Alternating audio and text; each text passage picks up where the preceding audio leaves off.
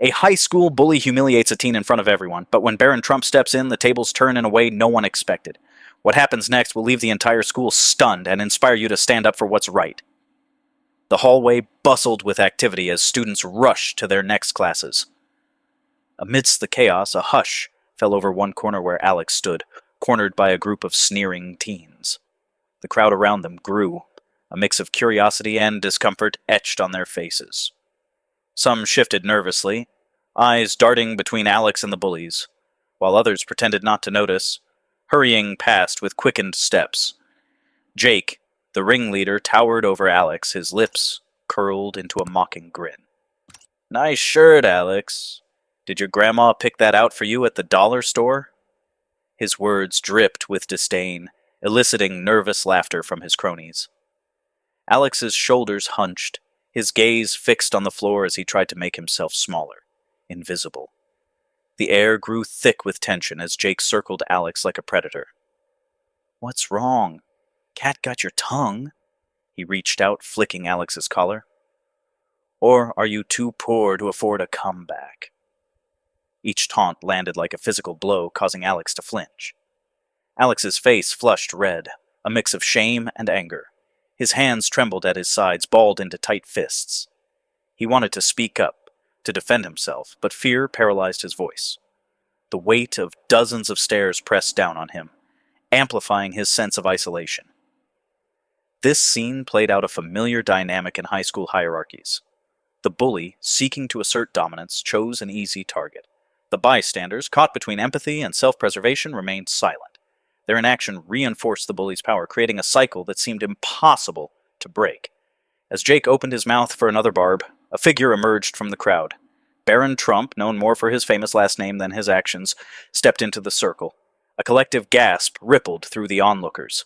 Barron's presence alone shifted the atmosphere, introducing an element of unpredictability to the well-worn script.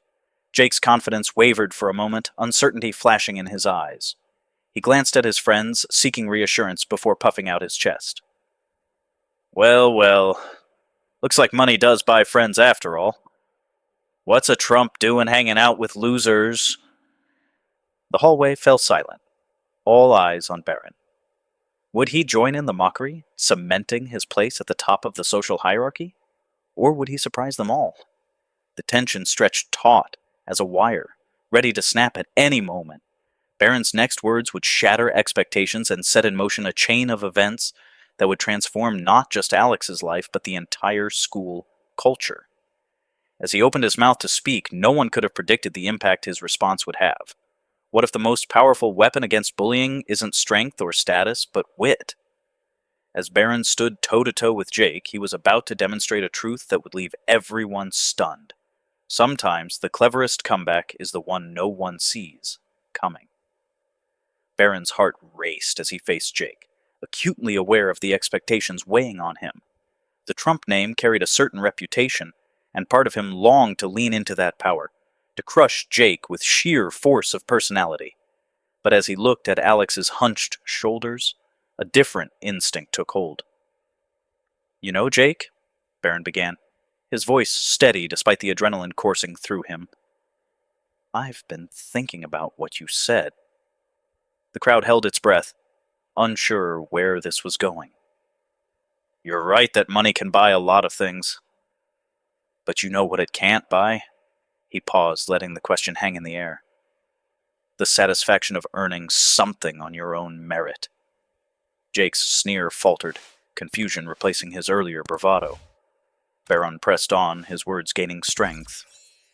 "See, I could flaunt my family's wealth, but that wouldn't prove anything about me as a person. But Alex here," he gestured to the still silent boy beside him. "He aces every test, runs the school's volunteer program, and still finds time to help his grandma at her shop. That's the kind of wealth I admire." The hallway fell silent as Barron's words sank in. Students exchanged glances, many nodding in agreement. Jake opened his mouth to retort, but no words came out. For the first time, he looked uncertain, almost small. Barron wasn't finished. "So yeah, maybe Alex's clothes aren't designer, but his character, that's top shelf stuff. And that's something money can't touch." He turned to Alex, extending a hand. Want to grab lunch? I'd love to hear more about that volunteer program. The shift in the atmosphere was palpable. Jake's friends began to drift away, leaving him standing alone. The crowd that had gathered to watch the confrontation now buzzed with excited chatter, many approaching Alex with newfound interest. As Barron and Alex walked away, the sound of applause started softly, then grew. It wasn't just for Barron's words, but for the reminder that true worth goes beyond appearance or status. Jake, left behind, seemed to shrink with each clap, his social power evaporating in the face of genuine admiration. This moment marked more than just a clever comeback. It was the beginning of a shift in the school's social dynamics. As Barron and Alex headed to the cafeteria, students who had never interacted before found themselves walking together, inspired by the unexpected alliance they had just witnessed. The hallway that had moments ago been a stage for cruelty now hummed with the possibility of new connections and a kinder way of seeing each other. As the cafeteria doors swung open, revealing a sea of curious faces, Barron Trump and Alex stood side by side. What happened next would challenge everything these students thought they knew about friendship, status, and the power of human connection. Alex hesitated at the threshold, his eyes darting nervously across the room. The cacophony of lunchtime chatter seemed to amplify his anxiety. Barron, sensing Alex's discomfort, gently nudged him forward. "Come on," he said with a reassuring smile. "I know a great spot by the window." As they made their way through the maze of tables, whispers and stares followed in their wake. Barron, accustomed to the spotlight, walked with easy confidence. Alex, in contrast, hunched his shoulders, trying to make himself invisible. The stark difference in their demeanor was a visual reminder of the social chasm they were bridging. Settling into their seats, an awkward silence fell between them. Barron, determined to put Alex at ease, broke the ice. "So tell me about that volunteer program you run. It sounds pretty amazing." Alex's eyes lit up, his passion momentarily overriding his shyness. As he began to describe the local animal shelter where he spent his weekends, Barron found himself genuinely intrigued. Here was a world so different from the glittering galas and corporate boardrooms he'd grown up around. As their conversation flowed, they discovered unexpected common ground. Both felt the weight of expectations. Alex from his hard-working immigrant parents, Barron from his high-profile family. They shared a love of strategy games and a secret fondness for cheesy sci-fi movies. With each revelation, the initial awkwardness melted away, replaced by the easy camaraderie of newfound friendship. Their laughter caught the attention of nearby tables. Students who had never given Alex a second glance now watched with curiosity. A few even gathered the courage to approach, drawn by the magnetic pull of Barron's social status, and intrigued by this unexpected pairing. As the days passed, Alex's confidence grew. With Barron's encouragement, he spoke up more in class, his insightful comments earning nods of approval from teachers and classmates alike. When the school debate team needed a last-minute replacement, Alex surprised everyone, including himself, by volunteering. Barron, too, found himself changed by the friendship. Alex's genuine passion for helping others inspired him to look beyond his privileged bubble. He started volunteering at the animal shelter, discovering a sense of fulfillment that no amount of wealth could provide. Their unlikely alliance sent ripples through the school's social ecosystem. Cliques that had seemed set in stone began to blur at the edges.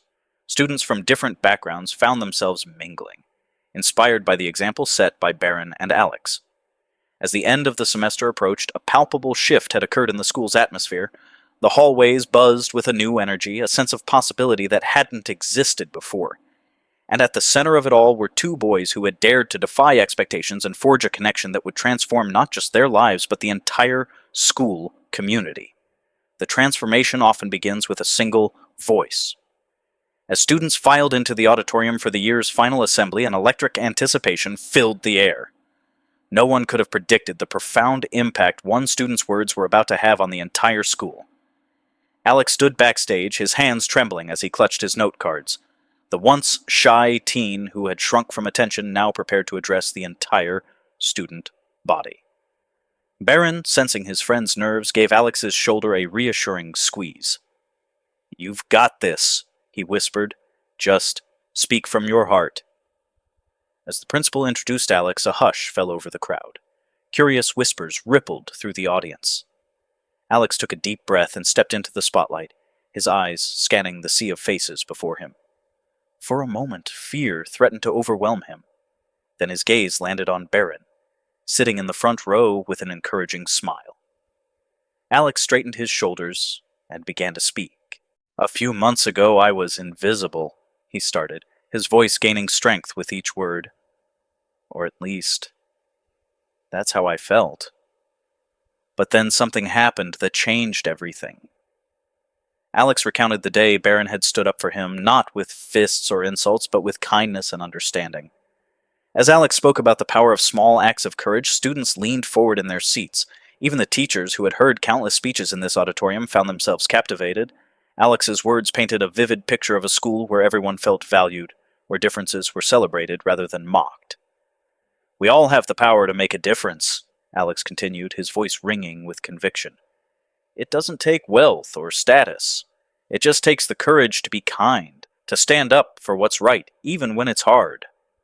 The atmosphere in the auditorium shifted as Alex's message sank in. Students who had never given him a second glance now watched with rapt attention.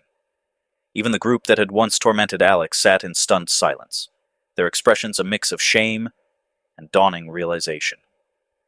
As Alex reached the climax of his speech, his voice grew passionate. "Imagine a school where no one feels alone, where we lift each other up instead of tearing each other down. That's the kind of school I want to be part of. And I believe with all my heart that we can make it happen. Together." The last word hung in the air for a moment. Then, as if a dam had broken, the auditorium erupted in thunderous applause. Students leapt to their feet, their cheers echoing off the walls. Teachers wiped away tears, nodding in agreement with Alex's vision. As Alex made his way back to his seat, students reached out to pat him on the back, to shake his hand. The applause continued, a standing ovation that seemed to go on forever. In that moment, it was clear that something fundamental had shifted. The seeds of change that Barron had planted with his act of kindness had blossomed into something beautiful and transformative. As the assembly ended and students filed out, the buzz of excited conversation filled the air. Plans were already being made for new clubs, for outreach programs, for ways to make their school a more inclusive place. Alex and Barron's unlikely friendship had sparked a movement, proving that sometimes the most powerful changes start with the simplest acts of kindness. As the school year drew to a close, the ripples of Barron's initial act of kindness had grown into waves of change. Students who once walked the halls with their heads down now moved with confidence, greeting peers they'd never spoken to before.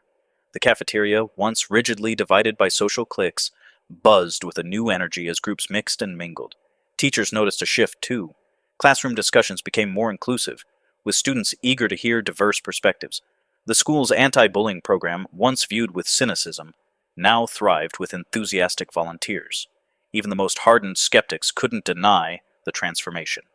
But the impact didn't stop at the school gates. Students carried these lessons home, challenging long-held family prejudices and inspiring their parents to reconsider old biases.